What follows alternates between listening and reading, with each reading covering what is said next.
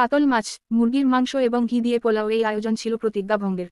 বলা বাহুল্য, গত 13 এপ্রিল কোচবিহার মদনমোহন বাড়িতে পুজো দিয়ে কোচবিহারে তৃণমূল কংগ্রেস প্রার্থী জগদীশচন্দ্র বর্মা বসুনিয়ার জয়লাভের সংকল্প করার পাশাপাশি জয়লাভ করলে মাছমুখ হবে এমনটাই প্রতিজ্ঞা করেছিলেন কোচবিহারের বর্ষীয়ান নেতা তথা পৌরসভার পৌরপ্রধান রবীন্দ্রনাথ ঘোষ।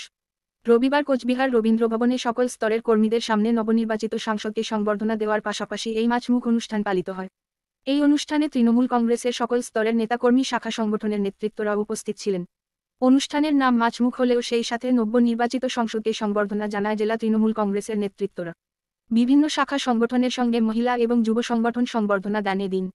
জগদীশ বাবু বলেন, আমি জয়লাভ করেছি ঠিকই, এই জয় কোচবিহারের সাধারণ মানুষের জয়, কোচবিহারের মা বোনেদের জয়, বাংলার মানুষের জয়।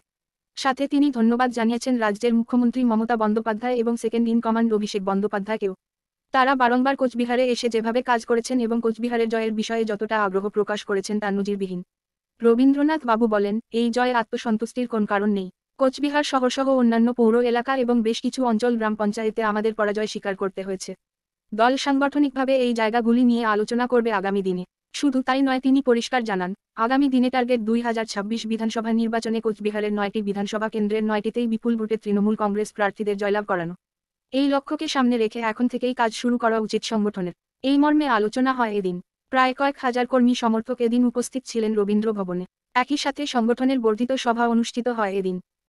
আপনারা জানেন যে 13ই এপ্রিল জগদীশ বর্মা বসুনিয়া মমতা ব্যানার্জির আশীর্বাদ ধন্য প্রার্থী কুচবিহার ঠাকুরবাড়িতে, মদনমোহন ঠাকুরবাড়িতে যখন আমরা পুজো দিতে যাই, ঠিক সে সময় আমি ঠাকুর মদনমোহনের সামনে একটা প্রতিজ্ঞা করি যে জগদীশকে জেতানোর পরই আমি আমিষ খাবো, মাছ মাংস খাবো, আর যতদিন আমরা জগদীশকে জেতাতে না পাচ্ছি অতদিন আমিষ খাবো না।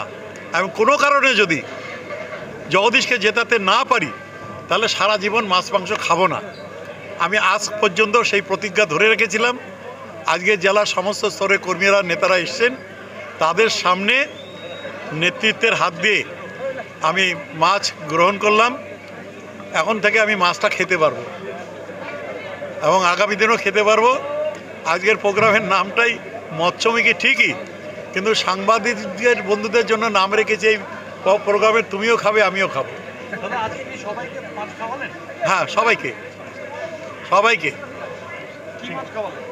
কাতলা মাছ, মুরগির মাংস, আর হলো পোলাও, ঘি দিয়ে পোলাও তৈরি করে, পোলাও, মুরগির মাংস আর হলো কাতলা মাছ।